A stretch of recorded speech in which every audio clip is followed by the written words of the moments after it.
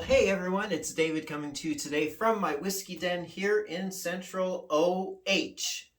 That's Ohio.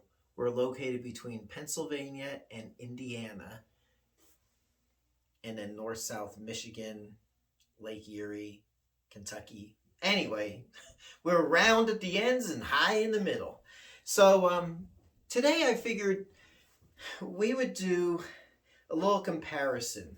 If you are like me, I've been drinking whiskey, for at least 20 years now.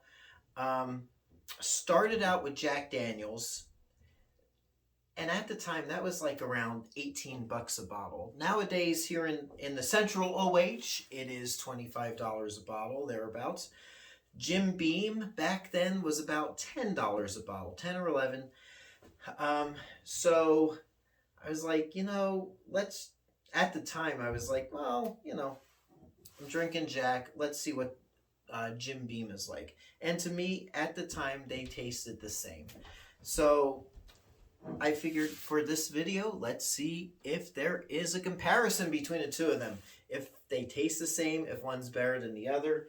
I've learned a lot since then. I've been drinking a lot of I shouldn't say that. I've tried a lot of whiskey since then. And I think my palate has gotten a bit more refined. So let's get at it, shall we? I do have one of these sheets. I have here it is. Some mash bill info. Both of them are aged at least 4 years. So there you go with the age statement. Jack Daniels is an 80% corn, 12% barley, and 8% rye mash bill. And Jim Beam is 75% corn, 13% rye, and 12% malted barley. So you're getting a higher rye content with the Jim Beam, which should tell us it's going to have a bit more of a kick, a bit more spice. Plus, it's not Tennessee method charcoal filtered like the old friend from Lynchburg. So let's see what we got. And just looking at them in the bottles, Jack Daniels does look a bit darker. I have a little sample of that. And then a Jim Beam. We're going to have a little sample of that. Even my uncle, I had an uncle who was, uncle by marriage, who is a native from Scotland, but he's not alive any longer, but when he was, he loved Jim Beam, and he even said, he's like, David, it tastes exactly like the Jack Daniels to me. That's not exactly what he sounded like, but my generic Scottish brogue.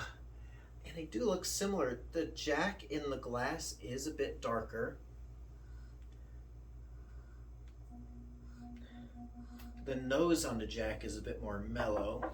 So let's try the Jim Beam first.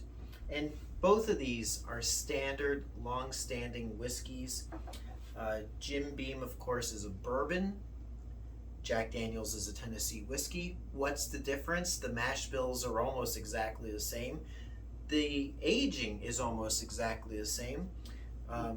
Like I mentioned already, the only difference is that there is some sort of charcoal filtering process that is unique to Tennessee whiskey. That's really the only main difference. Otherwise, they're pretty similar. Yeah, that has a nice spicy nose.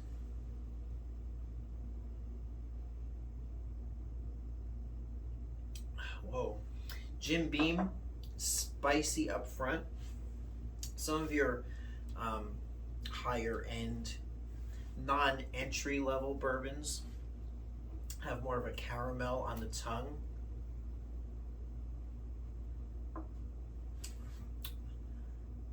But that's got a spice on the tongue. It has some heat. But this is, so many people, this is their standard. This is their go-to. And that's fine, but for me, especially in this like $16-17 price range, try some other stuff, people. Keep buying your Jim Beam, but try something else for a change, you know? Jack, again, a bit more mellow on the nose.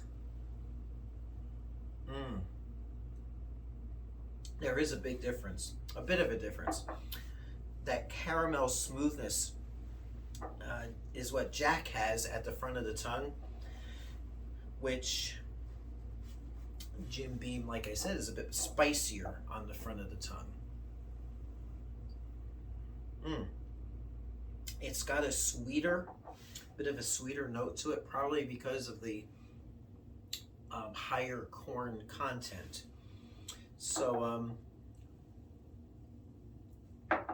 but how are they if you're just going to mix them with soda? Or, are you going to, if you're a casual drinker, are you going to see a big difference? Probably not. To me, Jack Daniel's is a better whiskey. I'm sorry, Jim Beam fans. Oh. But both have their merits. These are both their entry levels into their brands.